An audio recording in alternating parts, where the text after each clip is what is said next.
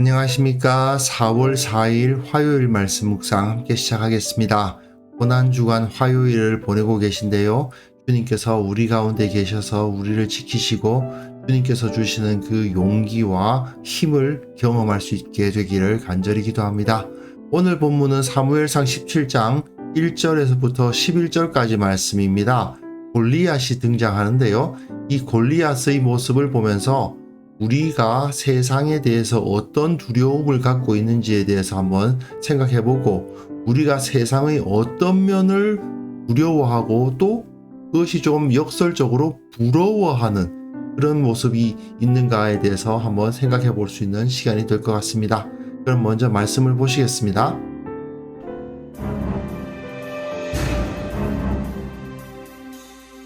블레셋 사람들이 그들의 군대를 모으고 싸우고자 하여 유다에 속한 소고에 모여 소고와 아세가 사이에 에베스담밈에 진침해 사울과 이스라엘 사람들이 모여서 엘라 골짜기에 진치고 블레셋 사람들을 대하여 전열을 벌였으니 블레셋 사람들은 이쪽 산에 섰고 이스라엘은 저쪽 산에 섰고 그 사이에는 골짜기가 있었더라. 블레셋 사람들의 진영에서 싸움을 도두는 자가 왔는데 그의 이름은 골리앗이요 가드 사람이라. 그의 키는 6규빗 한 뼘이요 머리에는 노투구를 썼고 몸에는 비늘 갑옷을 입었으니 그 갑옷의 무게가 놋 5,000세겔이며 그의 다리에는 놋 각반을 쳤고 어깨 사이에는 놋 단창을 메었으니 그 창자루는 배틀채 같고 창날은 철 600세겔이며 방패든 자가 앞서 행하더라. 그가 서서 이스라엘 군대를 향하여 외쳐 이르되 너희가 어찌하여 나와서 전열을 벌였느냐? 나는 블레셋 사람이 아니며 너희는 사울의 신복이 아니냐? 너희는 한 사람을 택하여 내게로 내려보내라. 그가 나와 싸워서 나를 죽이면 우리가 너희의 종이 되겠고 만일 내게 알겨 그를 죽이면 너희가 우리의 종이 되어 우리를 섬길 것이니라. 내가 오늘 이스라엘의 군대를 모욕하였으니 사람을 보내어 나와 더불어 싸우게 하라. 사울과 온 이스라엘이 블레셋 사람의 이 말을 듣고 놀라 크게 두려워하니라. 네, 골리앗의 모습을 보셨습니다. 지금 우리는 다윗이 통치하기 시작했음을 보여주는 부분을 읽어가고 있습니다. 이 골리앗을 쓰러뜨림으로써 다윗이 왕으로서의 역할을 감당하게 될 텐데요. 아직 다윗이 등장하진 않았죠. 이 골리앗이 어떤 존재였는가를 보여줌으로써 하나님의 백성들이 세상에 대해서 어떤 면을 두려워하는가를 잘 보여주고 있다고 생각이 되거든요. 본문을 보시면요. 블레셋 사람들이 그들의 군대를 모으고 싸우고자 합니다. 요나단의 공에 의해서 큰 피해를 입은 블레셋 사람들이 다시 힘을 결집해서 이스라엘과 싸우고자 나왔습니다. 유다에 속한 소고에 모여 소고와 아세가 사이에 에베스다밈에 진을 쳤다고 되어 있고요. 그리고 사울과 이스라엘 사람들은 또 그것에 대해서 모여서 엘라 골짜기에 진을 쳤는데 블레셋 사람들을 대하여 전열을 벌였는데 블레셋 사람들은 이쪽 산에 이스라엘 사람들은 저쪽 산에 섰다. 그 사이에는 골짜기가 있었다라고 되어 있어요. 지도를 한번 보시면요. 여기가 소고고 여기가 아세가거든요.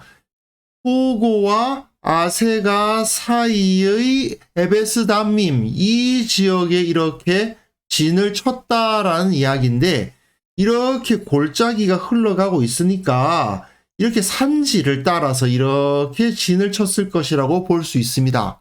그리고 이스라엘은 그것에 마주대해서 여기에 이스라엘 사람들이 진을 쳤다라고 보면 되는 거죠.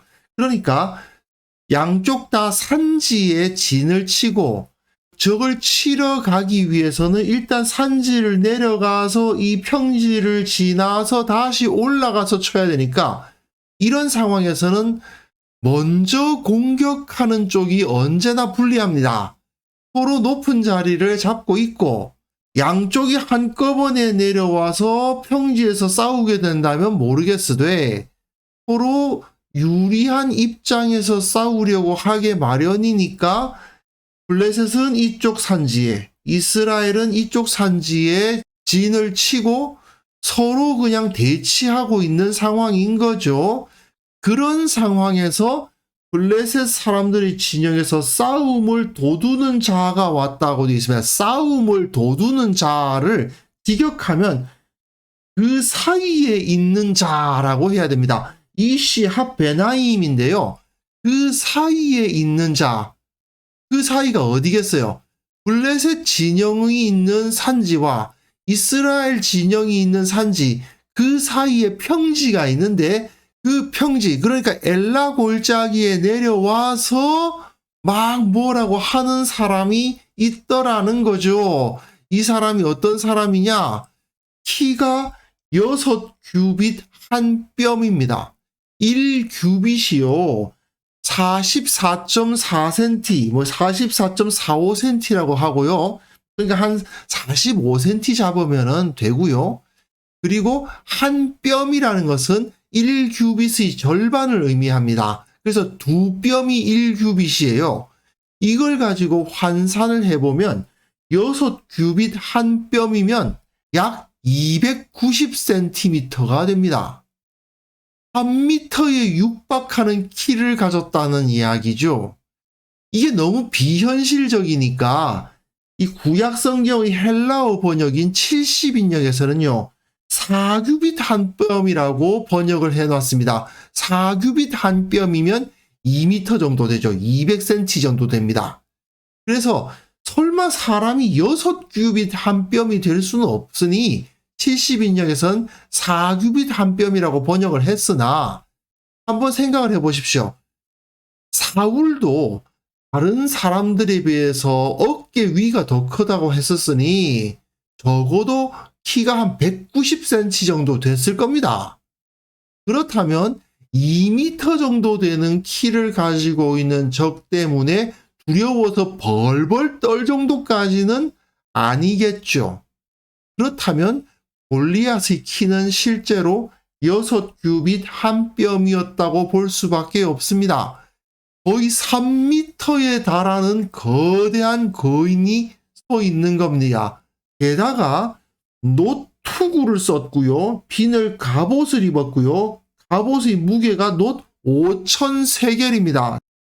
5,000세겔이면 약 57kg 정도 돼요. 60kg에 가까운 갑옷을 입고 있고 그리고 창을 갖고 있는데 그 창 날 무게가 600세겔, 약 7kg짜리입니다. 긴 창을 갖고 있는데 그 창 위에 꽂아놓은 창 날의 무게가 7kg에 달하는 어마어마한 무게를 들고도 움직일 수 있는 엄청난 거인, 상상하기가 어려운 거인이 거기 서 있는 겁니다.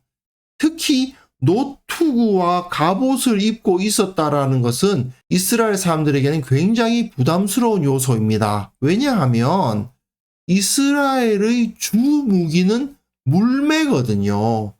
돌을 던져서 적을 치는 방식을 사용합니다.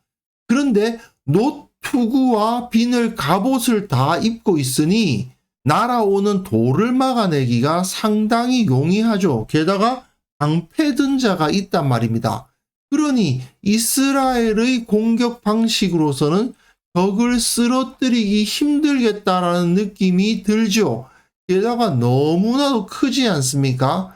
자, 서로 산지를 차지하고 가운데 평지가 있고 서로 대치하고 있는 상황에서 이 한 명, 그야말로 상상할 수 없을 정도의 거대한 거인이 나타나서는 아무도 그를 쳐 죽일 수가 없어요. 물매 정도는 그 갑옷에 의해서 다 튕겨나갈 수 있을 법한 그런 사람이 서서는 뭐라고 말을 합니까?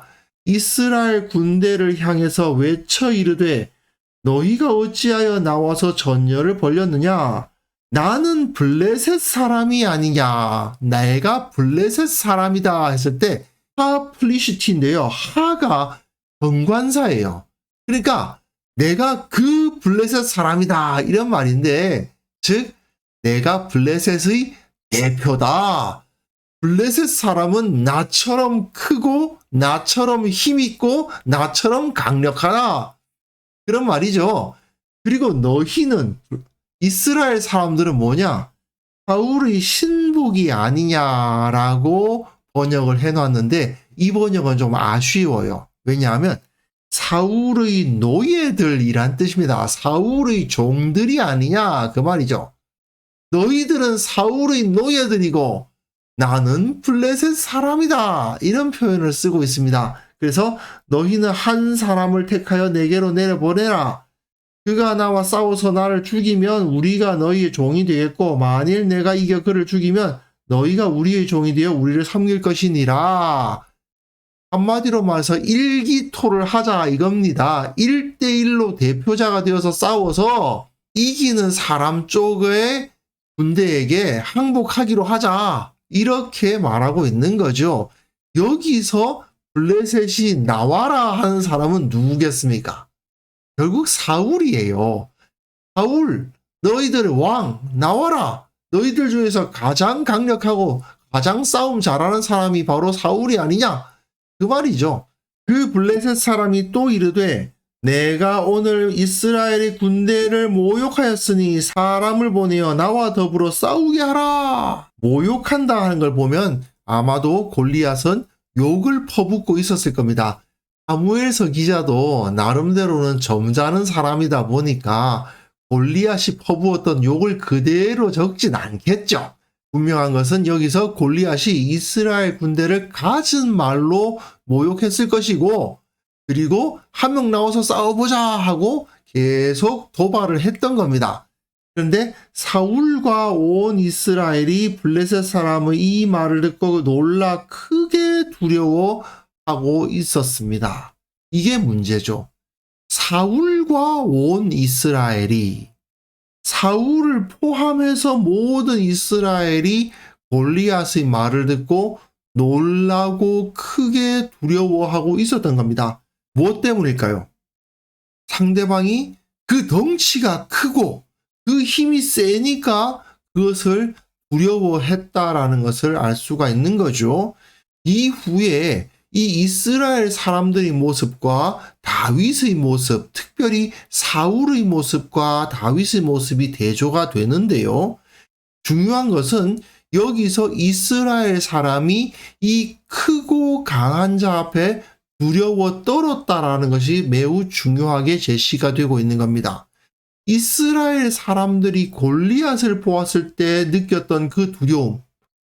사람들은 언제나 크고 강한 것 앞에 두려움을 느끼거든요. 바로 그것이 여기서 그대로 재현되고 있는 겁니다. 이것은요, 현대 교회에서도 마찬가지죠. 교회가 크고 강한 것, 특별히 현대에서는 경제력, 부유한 것에 대해서 두려움을 느끼고 그리고 자기도 커지고 자기들도 부유해지기를 원하는 경향이 있어요. 세상의 저런 존재들처럼 나도 크고 강한 존재가 되어야만 살아남을 수 있겠다라고 생각하는 경우가 매우 많습니다.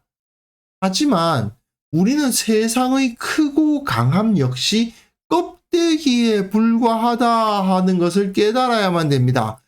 모든 이스라엘, 사울을 포함한 모든 이스라엘이 저 블레셋 사람의 크고 강함은 껍데기에 불과하다라는 사실을 깨닫지 못하고 있었는데 다윗만은 그것이 아무 의미 없는 껍데기라는 것을 알고 있었던 거죠. 그렇기 때문에 하나님의 사람은 아무리 크고 위협적으로 보이는 것이라 하더라도 그 본질을 파악하고 그 크고 강함이 본질적으로 무엇인가를 깨달아야 되는 겁니다. 그런 지혜를 가진 사람이야말로 이 세상에 하나님의 구원을 선포할 수가 있게 되겠죠. 이스라엘의 구원자가 되었던 다윗은 골리앗의 본질을 살펴볼 수 있었고 그들을 구원하지 못했던 사울은 그 겉모습의 크고 강함에 두려워하고 있었던 겁니다. 우리도 이런 지혜가 필요합니다. 크고 부유하고 강한 것들, 그런 것들을 두려워할 이유가 없다 하는 것을 깨달아야 됩니다. 우리는 하나님의 지혜를 가지고 있지 않습니까? 세상의 힘과 세상의 부유함을 두려워하지 않고 하나님의 부유하심과 하나님의 강력하심을 우리는 의지해야만 된다라는 것을 다시 한번 확인할 수 있었으면 좋겠습니다. 그래서 이 시간 기도하실 때에 세상을 두려워하지 않게 하옵소서. 세상처럼 커지고 세상처럼 강해지려는 생각을 버리게 하옵소서. 한국 교회가 이처럼 세상의 가치를 따르지 않고 당당히 하나님 나라의 가치를 선포하는 공동체가 되게 하옵소서. 함께 기도하는 시간을 가졌으면 합니다.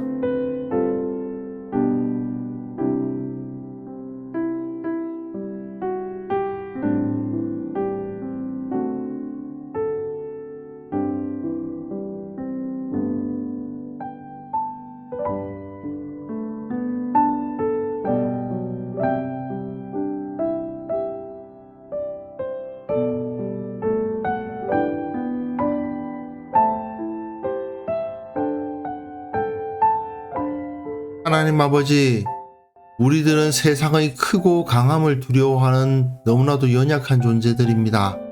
그러나 주님께서 우리를 지혜롭게 하시고 하나님의 눈을 허락하여 주셔서 세상을 두려워하지 않도록 도와주시고 세상을 따르려는 생각을 버리게 하여 주시고 세상의 크고 강함 앞에 두려워하지 않는 참된 믿음을 허락하여 주시기를 원하옵고 바랍니다. 한국 교회가 세상의 가치를 따라서 커지기 위해서, 부유해지기 위해서, 강해지기 위해서 노력하는 어리석은 모습들을 다 버리게 도와주시고 당당히 하나님 나라의 가치는 이것이다 라고 선포하는 참된 살아있는 공동체로 거듭나게 하여 주시기를 또한 간절히 원하옵고 바랍니다. 아버지 하나님, 고난주간을 거치고 있습니다. 예수님께서 그 큰 성전의 위세 앞에 두려워하지 않으셨고 너무나도 작고 연약해 보이는 모습이었지만 그 앞에서 두려움 없이 진리를 선포하셨던 것을 기억합니다. 우리도 주님을 따라서 주님을 기억하며 그 길을 걸을 수 있는 담대한 그리스도인들이 될 수 있도록 도와주옵소서. 오늘 하루 주님께서 은혜 위에 은혜를 내려주시고 주님의 고난을 묵상함과 동시에 또한 주님께서 내려주시는 기쁨을 누리게 하시고 그 모든 것을 통해서 예수님의 향기를 드러내고 예수님처럼 살아가는 하루를 보낼 수 있도록 도와주옵소서. 세상에서 낙심한 자 있습니까? 가난하여 어려움 겪는 자 있습니까? 질병으로 고통받는 자들 있습니까? 주님께서 위로하시고 주님께서 해결하시고 주님께서 모든 것을 바로잡아 주시는 은혜를 경험하게 하여 주옵소서. 감사드리옵고 예수님의 이름으로 기도합니다. 아멘.